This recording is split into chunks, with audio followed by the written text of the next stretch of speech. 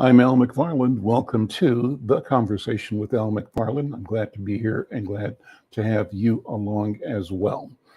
Friday, is the Healing Circle, so we'll be joined momentarily by our leader, Dr. Bravada Garrett Nia, the principal at African American Child Wellness Institute. She guides us, leads us in a conversation about health, about being healthy, mind, body, spirit, community, planet. How do we focus on and be intentional in claiming our right to be healthy, our right to heal and be healed? Before we begin, though, I wanted to invite you and ask you to like and share. We're streaming on half a dozen platforms, 2 YouTube platforms, that of the Black Press of America, Black Press USA, and we're streaming on the YouTube platform for Insight News. Also streaming on 3 Facebook platforms, Insight News, Al McFarlane, and Black Press USA. We're streaming on Twitter, and we're streaming on LinkedIn.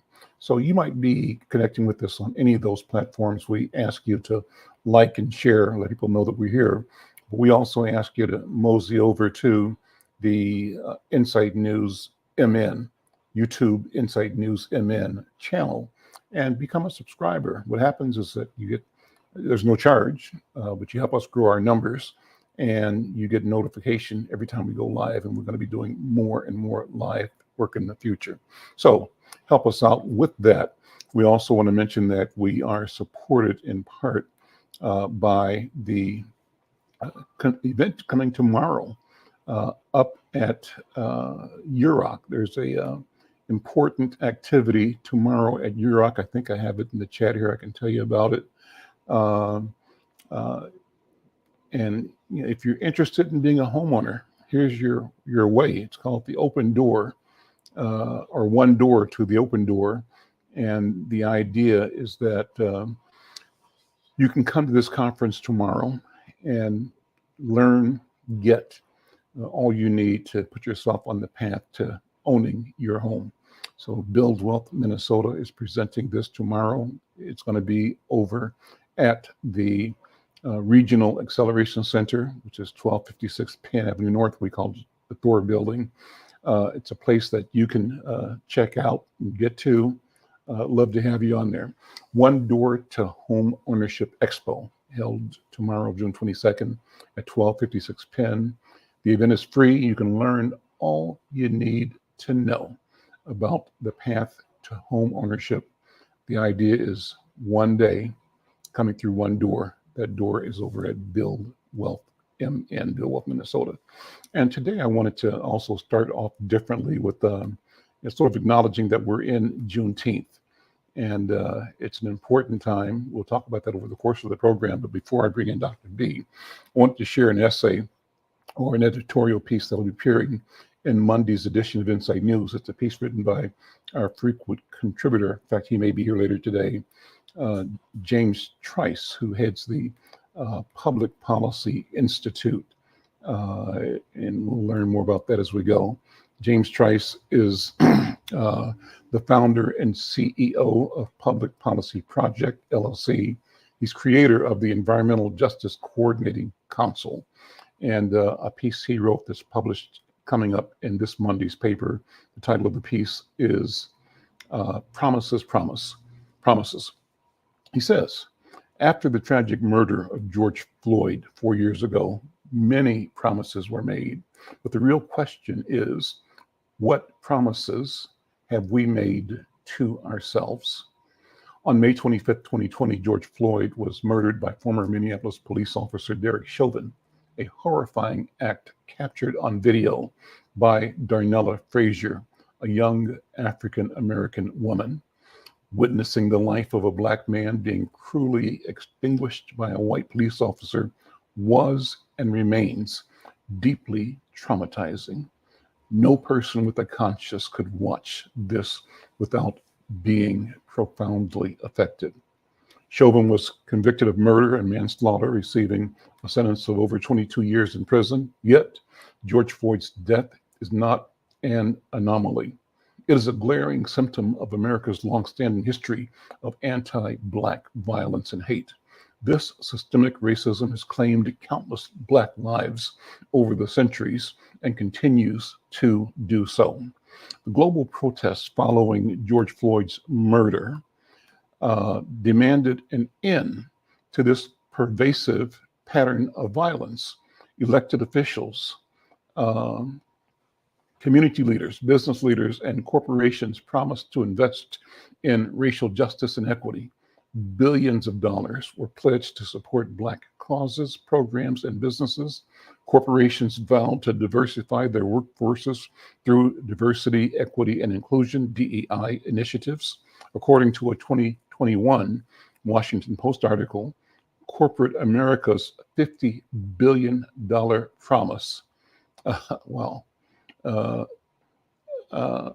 America's 50 largest public corporations committed nearly $50 billion to address racial inequity since Floyd's murder.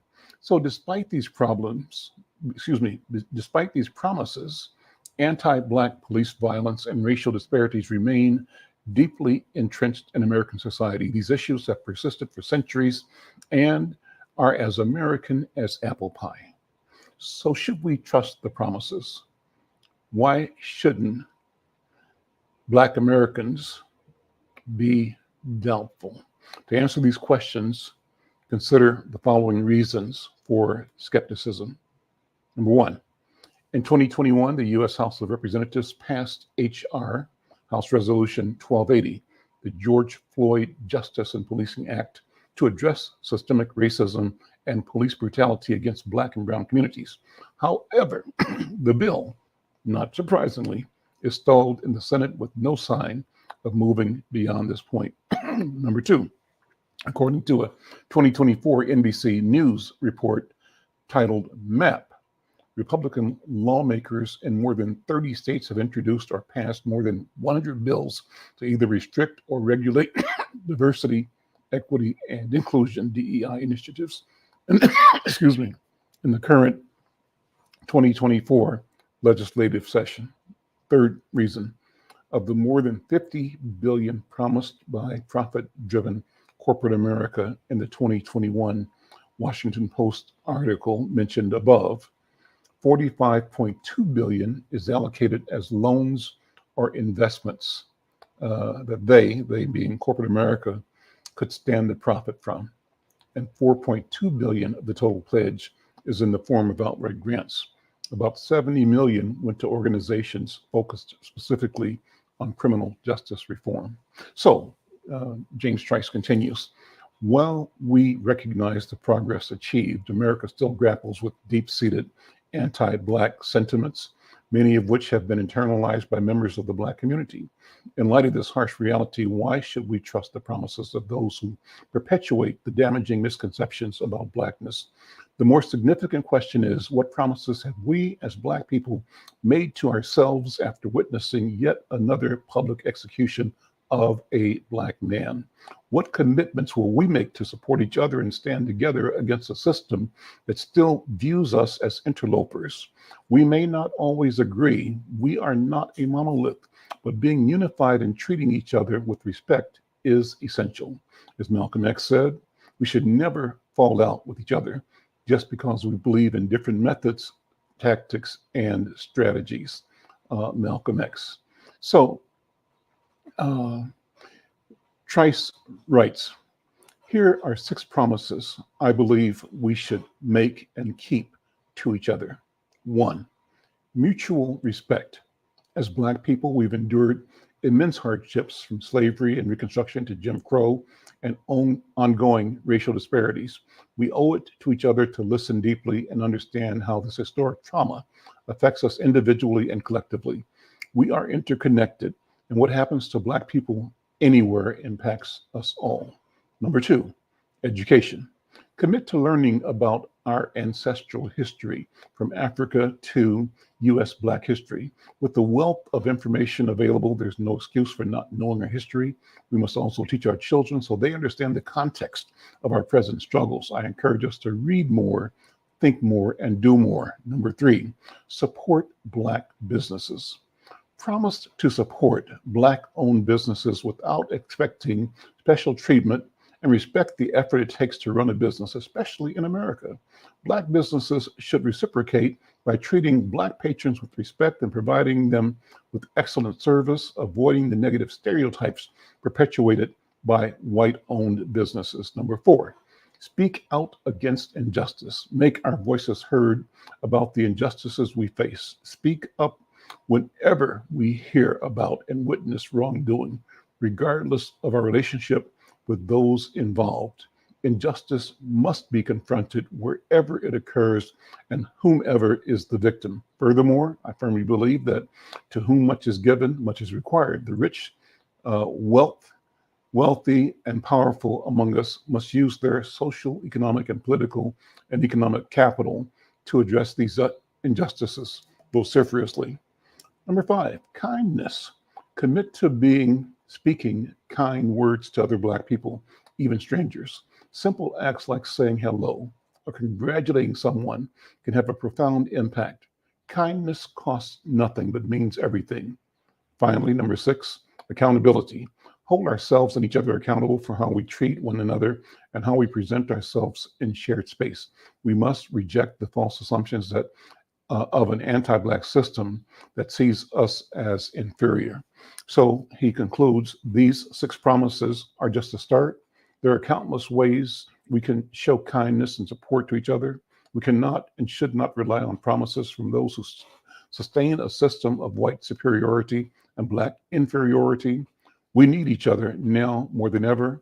Let us make a vow and honor it to take care of each other always as a Black family. James Baldwin said, quote, "The American Negro is a unique creation. He has no counterpart anywhere and no predecessors.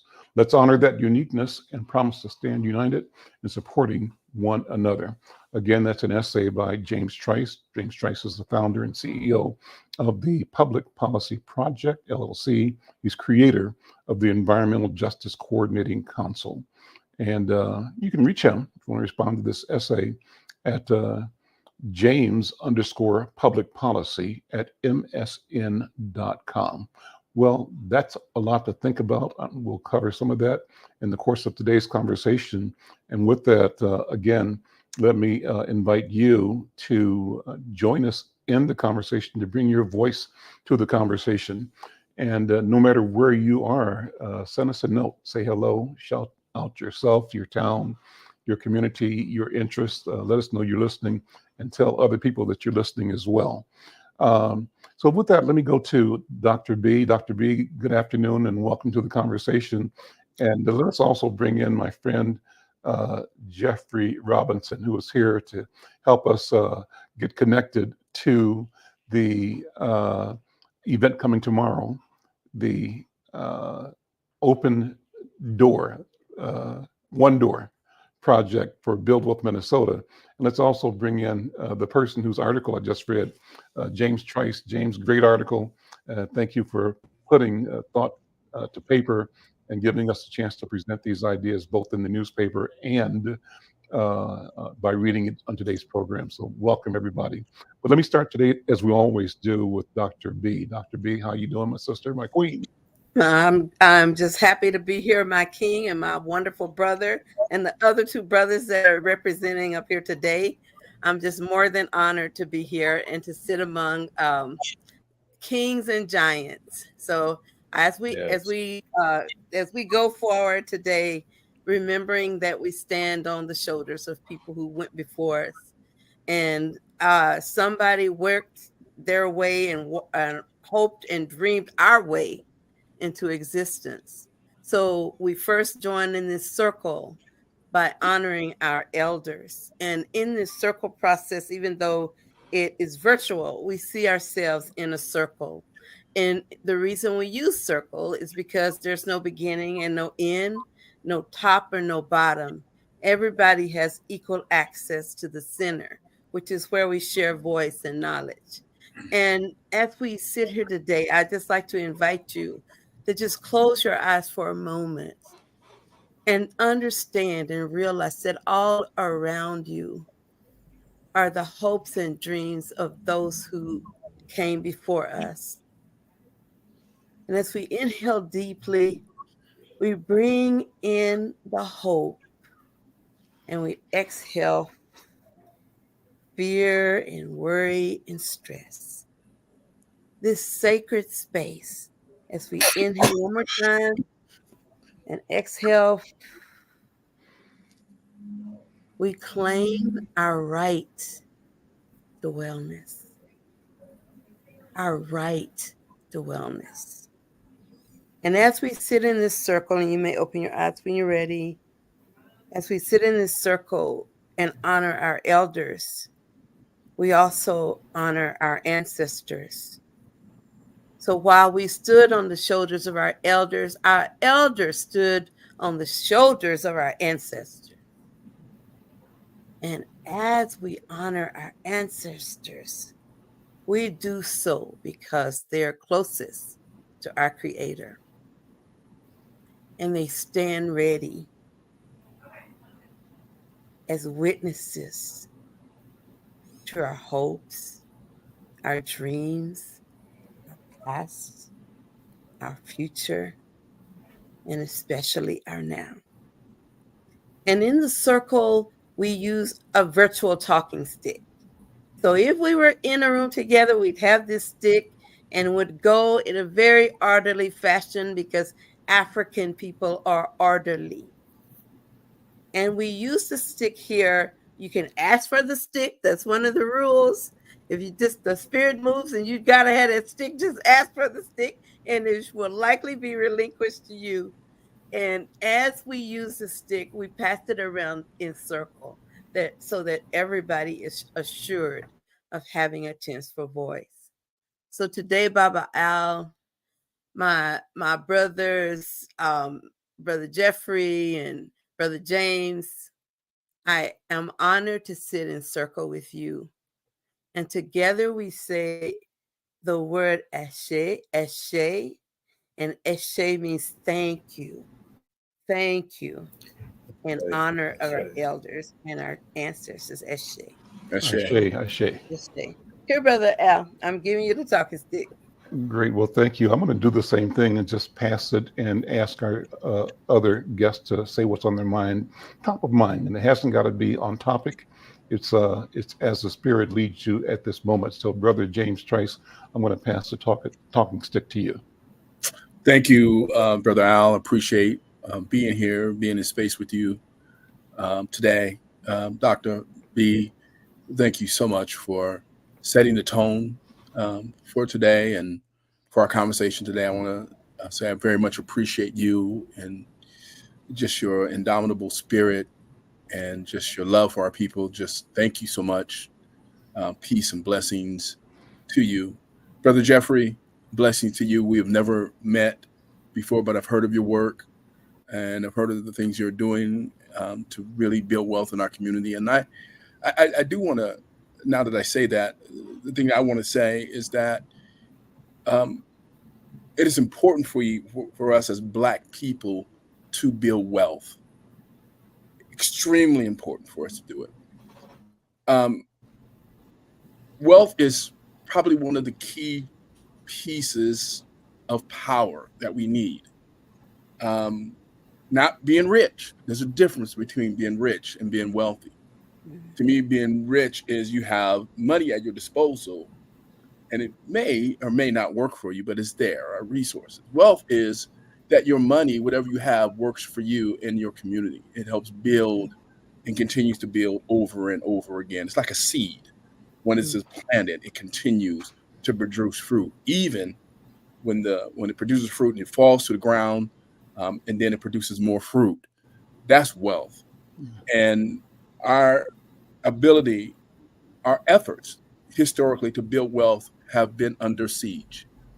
As evidenced, 1921 Tulsa Race Massacre. That was an effort by this society, by America, to assure that Black people would not accumulate wealth, because that's a threat to them as we accumulate wealth. Oh, they'll let us have some money.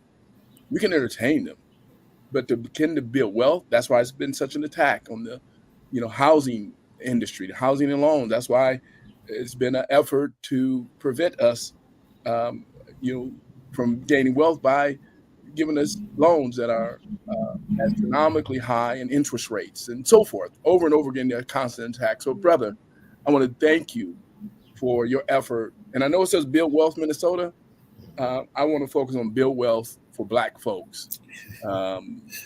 So thank you so much for your work. And I just want to just throw that out there.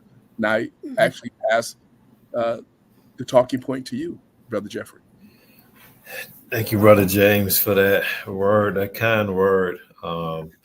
First, I want to start off by thanking Dr. B for creating this bubble of peace where we can just enter in and kind of forget about, not forget, but remove ourselves from outside so that we can really get back to our inner selves and and re-engage back with that spiritual connection that we all have. And Brother James, when I think about the attack against our wealth, I reflect back on conversations that I've had with other family members, and I say family not in the sense of blood, but just relationship. And I just recall just like, telling some of my younger family members, like, if you want to see the remains of Black wealth, you only need to visit the bottom of or the underpassing of a highway in a major city. Because for every highway in every major city where there was once a thriving Black community, you will find the remains of that community. 94 Rondo community, Chicago 9435. No matter where you go, the remains are there. And which is why we're so committed here at Build Wealth Minnesota. We help all families, I want to say that we don't turn away anyone. This is God's work that we're doing, and God don't have restrictions, and so neither do I. And however, when it comes to your point, Brother James, with regards to Black wealth, that's one of the reasons why we started a campaign called 9,000 Equities to close the disparity of Black home ownership here in Minnesota. Because when you look at the Black home ownership rate versus the white home ownership rate, and if you put it in a pie chart, they are identical for the exact opposite reasons. Our home ownership rate is 26% now. Their rental rate is 26%. Our rental rate is 74%. Their home ownership rate. So when you're looking at the pies, if you don't put any numbers there, no graphics, no details, it looks exactly the same with some minor, the numbers are minor differences between the numbers. They're not exact what I just quoted. However, but for the opposite reasons.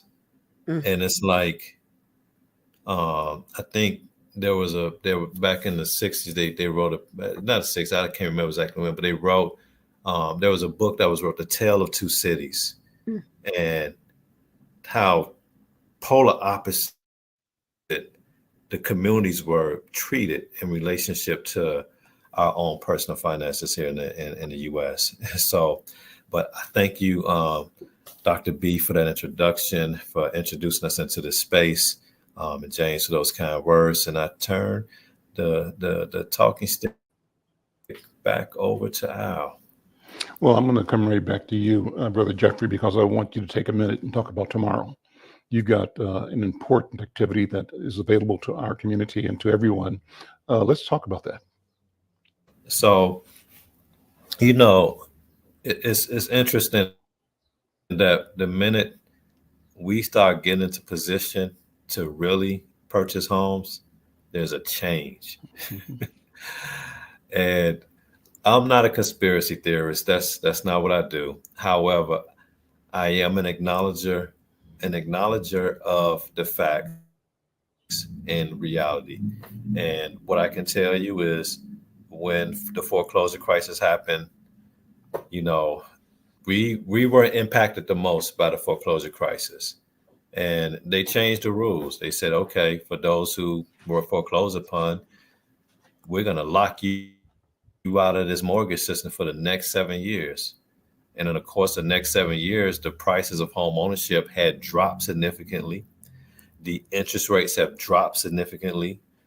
Predatory products have been removed from the system, from the community. So all the trappings that led to the foreclosure crisis was removed, and we were removed from position to take advantage of it for 7 years. For those who were in position to take advantage of it, they changed the rules and said, okay, you can no longer use deferred student loans at 0%. So if the student loans was deferred, they used to use 0 for the payment. No, but during the foreclosure crisis, those that were available and able to now take advantage of this new opportunity was some of the most educated of us who were in position to do so. However, you didn't get that education without getting $80,000, $70,000, $90,000 in student loans, and the student loans became predatory because now you got people with who don't even have I don't understand how this is legal. You don't have a college degree, and yet you got $60,000 in student loans. How is that even possible? And you don't even have you don't even skip a college degree. You don't even have an associate's degree. And so now we get back to this place. The people that lost their homes in foreclosure, they're now in position to get back into home ownership, and guess what happens? The interest rates double. Yeah. They go to 7%. And so tomorrow is about leveling the playing field. That's what it's about. It's about those who in position to now take, those who in position to purchase, however they need some help in order to do it. That's what tomorrow's about. Tomorrow's about anybody who has a dream of owning a home and building wealth for their family. That's what tomorrow's about. It's about home ownership is the number one way that people across the globe historically throughout humankind have used to build wealth. In fact, the term, we still, like they say lords for the wealthy people. The word Lord came from, I won't say it came from, but we still use that word here, not so much as they do there in overseas, but over here, we still use the word Lord, but it's a combination word. It takes us all the way back to feudal system, where the original lords were the landlord. And so the man or one man that owned the land, they were the lords.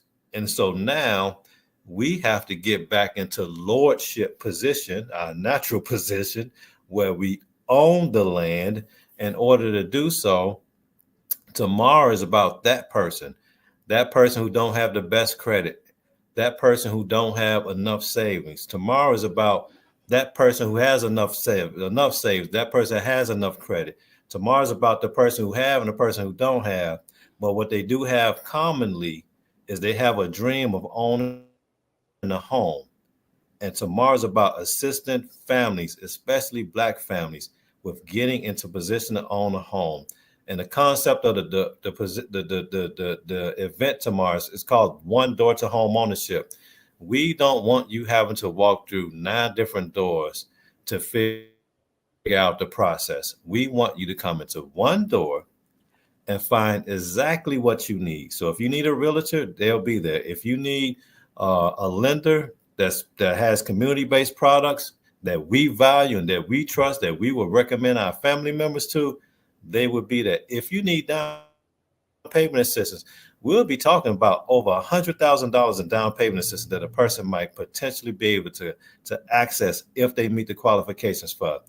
They'll be there. If you don't know where to start and you don't even know, like, I just know I got a dream and I want to get a home ownership and I have no idea where I need to start. Guess what?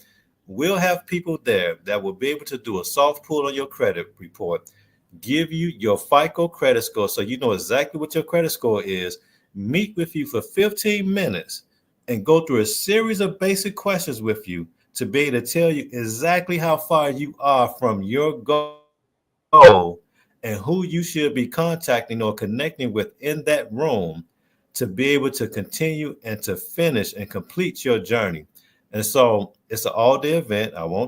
This is an all-day event. It's from 10 a.m. to 4 p.m. because we recognize that some people got to work on Saturdays. Some people had to work 10 o'clock last night and then get off until 7 o'clock in the morning. So they have like 3 hours before they have to call it quits. We want to be up for them. So the idea of the event is to make sure that you have everything that you need all in one location. And please, please, please, my Black brothers and sisters, I am begging you, and I do sincerely, if you can really, I hope you can feel it in my voice as the tears are welling up in my eyes, how serious I am when I say we really need you guys to come out, because right now there has never been another, you will not find, I can tell you this, if you think the interest rates are going to go down back to 3%, I want to advise you of something. It took the collapse of the world economy to get the interest rates that high. That's a 120-year event. You're going to be, if maybe your great grandkids might be around when it happens again, maybe. But the idea that you're going to be around for another 120 years, God bless you. I'm praying it happens too. And I pray you have the income and the resources to make it happen and to move it forward. But for everyone else, I'm telling you right now, you're not going to find this other opportunity. You're not going to find it. And here's the thing. Can I be real? So here's the thing. I'm your uncle, your big brother, I'm your cousin. I'm that dude that just sat across the bus from you, and now he done dropped some jewels on you, but you got to plant the seeds. But so here's the thing I want to tell you. It's not don't go into this thinking you have to go get your dream home. It's not about the dream home. It's about getting any home. Because guess what? A lot of this money is grants. So 5 years from now, if it's not the house that you want, you will have enough equity in that home to pull it out and go get you something really, really nice. So this is from my heart to your heart. Please come out and take advantage of this opportunity, because when opportunity knocks, if you don't open the door and let it in, you're going to be sent back saying, man, I wish. 9,000 equities, one door to home ownership is going to be on the corner in the third building on the corner of Penn and Plymouth, 1256 Penn Avenue, from 10 a.m. to 4 p.m. Thank you, Al. Thank you, Jeff. Thank you. Let me pass the talking stick back to James Trice. And I see our friend, Dr. Williams is here. Let's bring him in as well. Dr. Williams recently retired from the University of Minnesota. Brother, good to see you. Welcome. Good to be seen, brother. Congratulations, Doctor. Congratulations, Dr. Williams. Thank you very much. I want to come back to you in a minute, Dr. Williams, because I wanted you to get your thoughts on the breaking news I saw this morning on TV. And the newscaster was saying that the Supreme Court has decided that government has the right to remove arms or restrict arms from the person or possession of people that have a restraining order against them due to domestic violence. You are an expert on partner domestic violence. As I was listening to this, I said, I got to talk to Dr. Oliver, because he has a sense of the broad picture, the consequence, the depth of the problem, and what this means towards our understanding of both Second Amendment, but human dignity and human life, and our ability to abuse each other through the use of firearms. I'm going to come back, so think about that for a second. Brother Trice, I'm going to hand the talking stick back to you, because I want to give you a chance to also invite people to an important event. And these things are all connected. It's all how we build wealth as community. Brother Trice. Yes, thank you very much, Al, and thank you, Brother Jeffrey, for that presentation and really inviting us to this tomorrow. And I hope that people really participate and come through and understand the significance of what you're trying to do, and show up and people get help. I'm going to believe God for that to happen for people tomorrow. So thank you so much. I just want to say also, Al, that I have to go after this. I have another engagement I need to get to, but I want to invite people to participate in the second meeting of the Upper Harbor Terminal update. I want to say Upper Harbor Development. They used to call it Upper Harbor Terminal. It's Upper Harbor Development that's happening. It's a 50-acre site in north side of Minneapolis on Dowling Avenue, Mississippi River. And there's a significant development that's going to take place there. And we've been doing community engagement for the since I know I've been engaged with the project since 2021, to engage people, to make sure that people understand what is happening and the development happening, and the opportunity for people to really make their voice heard and to say what it is they want in that development. Many times when development happens in Black and brown communities, we are afterthought. We're not brought into the decision maker table from the beginning.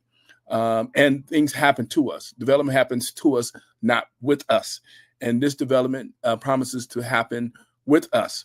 And there's been a series of meetings over the last several years. And I just want to invite people to one that's happening this Wednesday, the 26th of June, at the same building that Brother Jeffrey is going to have this Build Wealth meeting in. And that's the 1256 Penn Avenue building, known as the Thor building, suite 5200.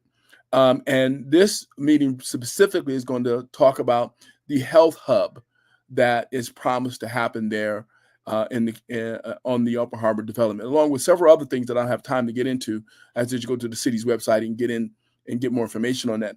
But from 5:30 to 7:30, come out and we're going to talk about the health hub, what individuals want to see in that health hub. Right now, the city of Minneapolis and the developer United Properties is presenting a group called Inner City Tennis, really to provide that health hub, manage the health hub, should I say, but also looking for partners to really provide all of the health requests that people are asking. People are asking to go beyond tennis and go beyond sports, but to provide some mental health resources for people as well, emotional health, as well as some dietary things. So it's not just focused on sports, but they're looking for other ideas about what are possible health requests that the community has. But let me also say this, and going back to the wealth conversation, because I think this is something that we need to continue to resonate with and talk about, is that when the coordinated plan was approved by the city council for the Upper Harbor development to take place, within that coordinated plan, which was created also by community residents, community stakeholders, and so forth, they asked that the benefits of the development be focused toward ADOS communities. So let me be clear. ADOS, American descendants of slavery. They were specific in not saying BIPOC or people of color, because when we use those terms, that still Black people are left out, right? You can say BIPOC, but Black people are still left out. You can say people of color, but Black people are still left out. We want to be specific that since North Minneapolis, my understanding, somebody here correct me if I'm wrong, the largest population of African Americans in the state of Minnesota is in North Minneapolis. We want to make sure that African Americans, descendants of slavery, benefit from the benefits that are happening. That's written in the coordinated plan. That's there, decided by the city council. That's going to take place. That we make sure we focus those benefits to those communities. And so I want to thank you all. Tomorrow, next Wednesday, the 26th of June. 5:30 to 7:30, food will be served. Come and make your voice heard around what you want to see with regard to the health hub, and that's just, again, this is just the first phase of this development. This is a large development. We're looking at 50 acres, and there's many components to it. But Wednesday is going to talk about the health hub and what people want to see.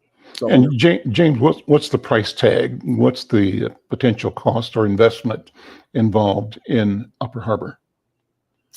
well, I understand the question. This is $100 million project, or what's the number? Is that number around? I'm not sure. Yeah, it's probably more than that. We're looking at Mhm. almost 50 acres of Mhm. development that's going to take place. And we're looking at entertainment venue that's going to be there, housing that's going to be created there, some job opportunities there, a park space that are there.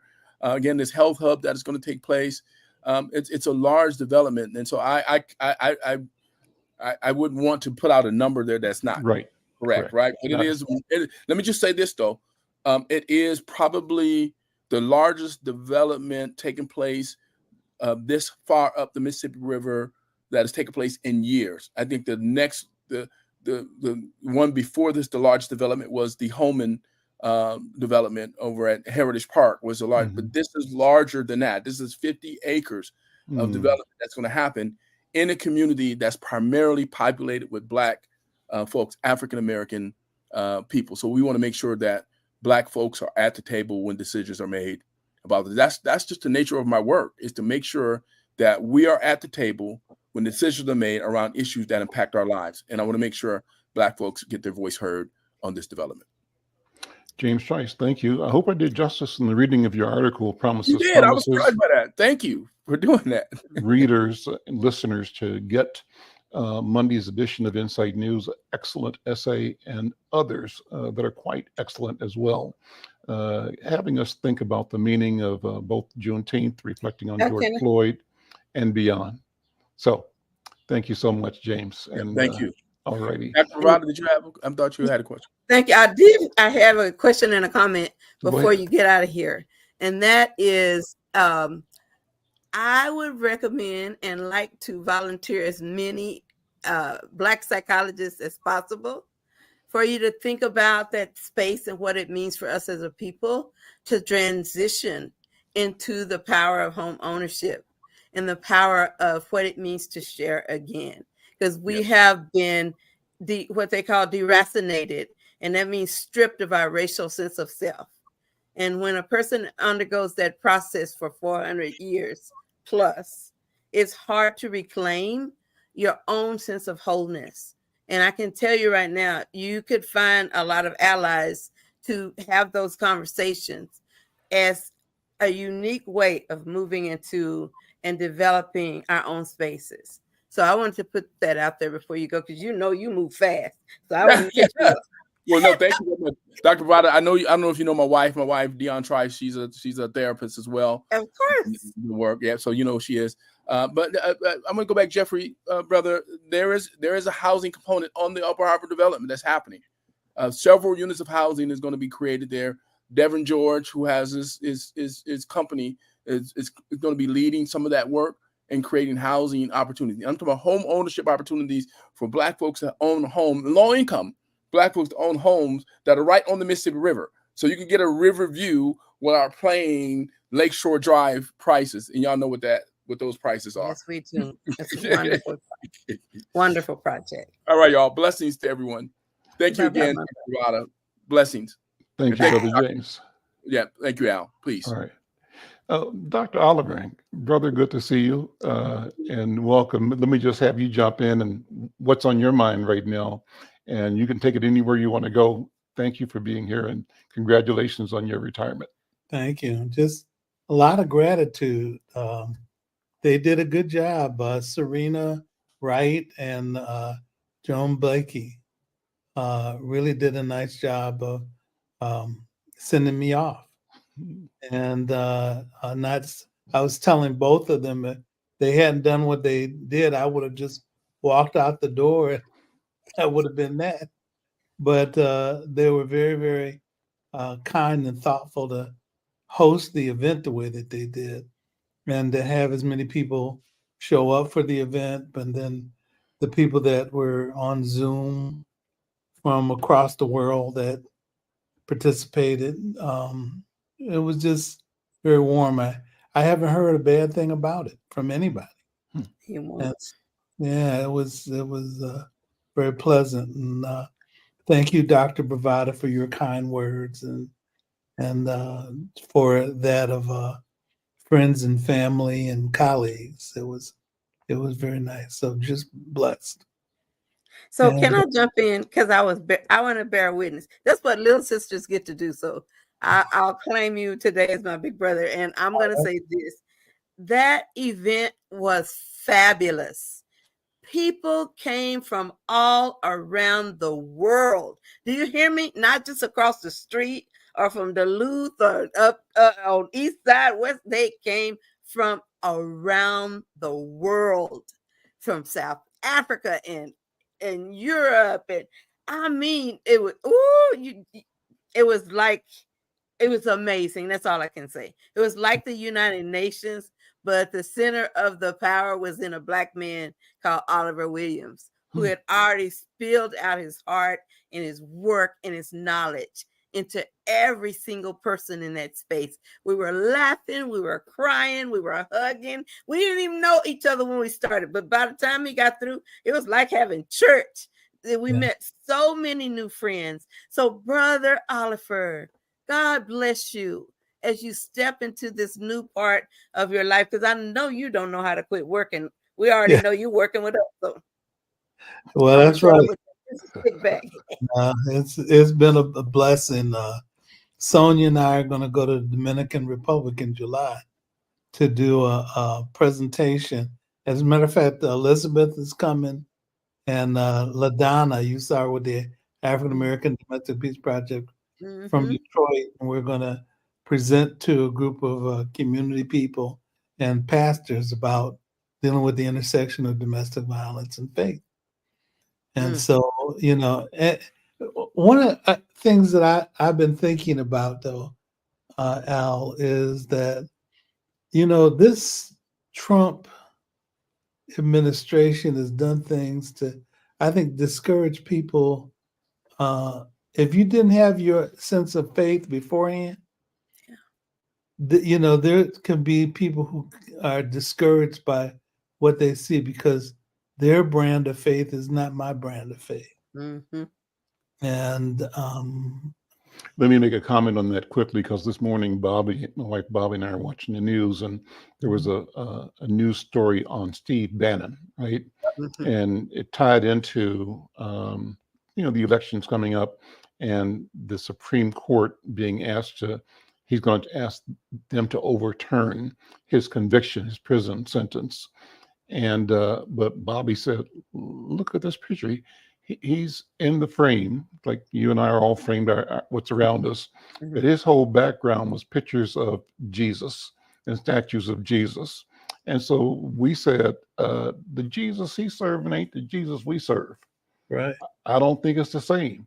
What do you think? Because this guy is hell bent on destroying Black people from our point of view.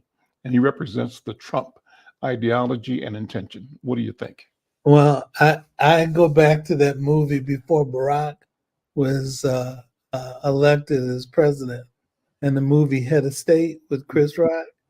And yes, the Republicans made the Republicans in the movie said, God bless us and nobody else. And then Chris Rock said, God bless us and everybody else. And so the brutality and the selfishness and the exclusion. And also, I've been thinking about why they want to deny histories of people that exist. Gay people exist. Black people exist, and we have our history. There are different communities, people who are trying to leave difficult circumstances in different countries.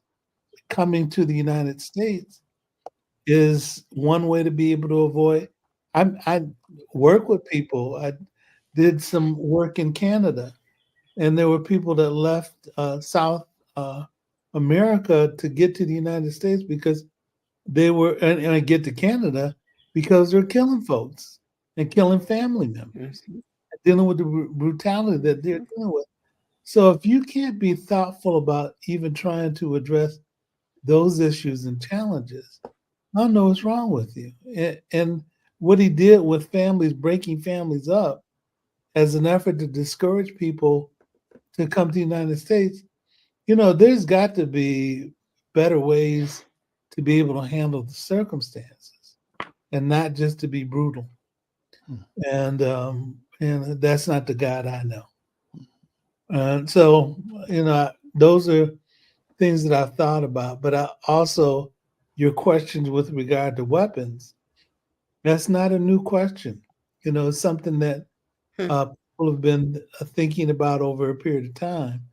And one of the challenges with it has been that, they didn't want to have basically people having their weapons taken, because there have been policemen who've had encounters with around domestic violence with weapons, and it became a challenge associated with them because they might be out of a job if the light shone on them in terms of their violence. But is there a prevalence of domestic violence in that profession? I know this is news to me. Oh yeah, yeah. I mean, police among other groups of people, and using weapons is something that has taken place. And that could theoretically apply to soldiers as well, right? Because there's probably a lot of domestic violence in the military. I'm presuming. I don't know that, but no, I've done training for the military, and yes, there is prevalence of domestic violence in the military, and they actually had a commission that would talk about how to respond to the issue of domestic violence. I even know people who were put out of the military because of their violence towards their partners. So yeah, it's something that people have to be thoughtful about, and from officers to enlisted men. So yeah, there are challenges in how to respond to people who are victims, whether they're married to the person and in another country, as well as if they're within the United States. So yeah, there are a lot of challenges. So do you think, Dr. Williams, that we're on the right path in at least bringing the question to the court? With the court decision today reflected a 9-1 decision, or 8-1 decision in favor of allowing the government to remove or restrict possession of arms by people who, not that they've been convicted, but even if they have restraining orders, it's a legal action. It's not a conviction, but it's a legal condition. And so that, on the one hand, seems to, probably raise the deepest fear of all the Second Amendment. Me and my gun are sacred, and you can't touch me and my gun because I'm here to defend, the Holy Grail, democracy. So where do you see us going with that? How do we, what's the good of that? And what's the next level?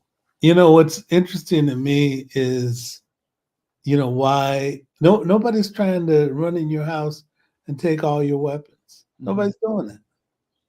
But the way that their argument shakes out, that's what they keep promoting, that the next step is that they're going to go in your house and take all your weapons.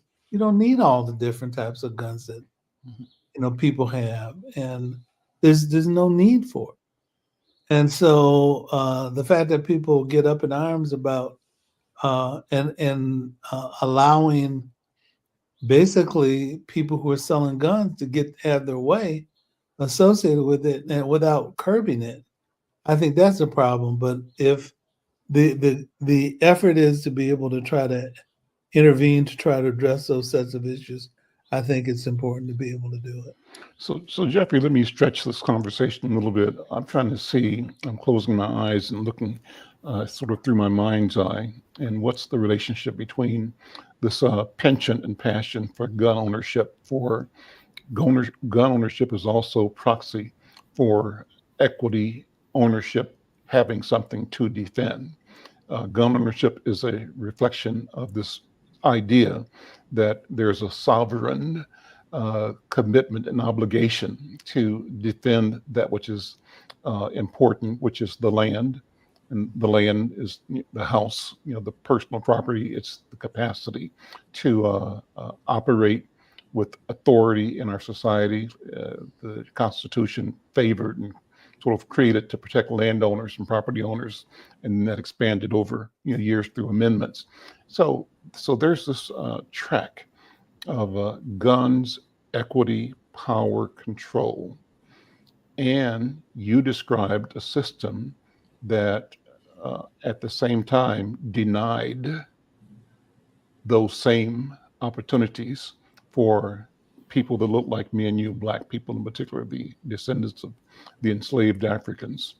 And so how do we make sense of this? I mean, how do we understand where we're operating within, but also be clear on what we must do, both individually, as families and community, collectively, to move towards the creation and maintenance of wealth. Wealth being, I think, as James described it, the ability to be regenerative.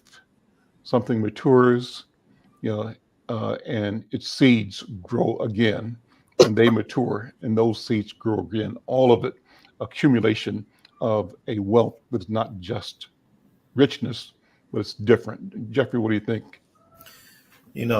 So just speaking on it from a personal standpoint, I've been a homeowner now since me and my wife purchased our home back in 2024. So we're coming up on 20 years of home ownership. And it wasn't until COVID that I actually felt compelled to go buy myself a weapon for our house, because I bought into some of the hysteria at that time. And the hysteria was due to me going into a gun shop and them handing me a card saying to come back in 3 hours and we'll be able to meet with you, because it was that many people that was in that particular gun shop buying every piece of weapon that they could get their hands on. The minute I got that weapon and put it inside my house, I was uncomfortable. Not uncomfortable because I've never been with a gun before. I grew up in one of the most violent neighborhoods in Chicago, Illinois, and we had guns all over the house for protection. And the idea that because in my neighborhood, so it was kind of crazy. However, when you think about, and I had to go to the gun range to learn how to use the gun, because that ain't what I did. And, that became even more uncomfortable for me because I was practicing killing another person. You're not going to the gun range to shoot at a target. You're going to the gun range to practice killing another person. And so I'm conflicted, right? Not conflicted because I don't believe a person should be able to protect what they keep. I'm conflicted because I don't own anything. It's my home, right? But I don't own that home. That's God's home.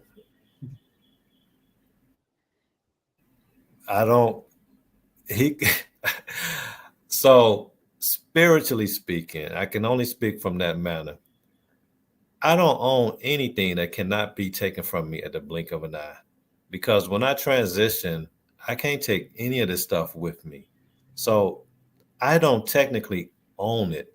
And two, I stay over North Minneapolis. Not one time have we ever worried about anybody ever breaking into our house. Not one time have we had anything stolen. I've left my keys in the ignition of my car at times. Not one time has anyone, and I've left my keys in the door of my car and then realized I did it until the next day I'm looking for my keys. So I get what people are talking about with regards to wanting to protect. But here's what I'm going to say about that. Let's first worry about getting something that you feel somebody can take from you. Let's power. There's power in home ownership. If you feel like you need a weapon, okay, that's to each his own. However,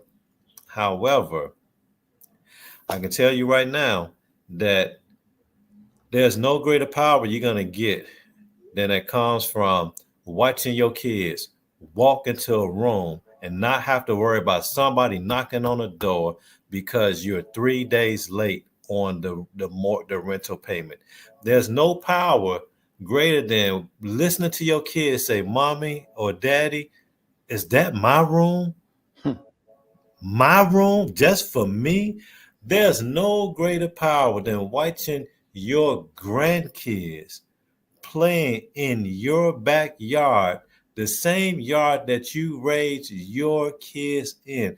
There's no greater power than knowing your neighbors and knowing your neighbors' kids and watching them grow up from being little bitty babies to now asking you to watch their kids when you used to watch them.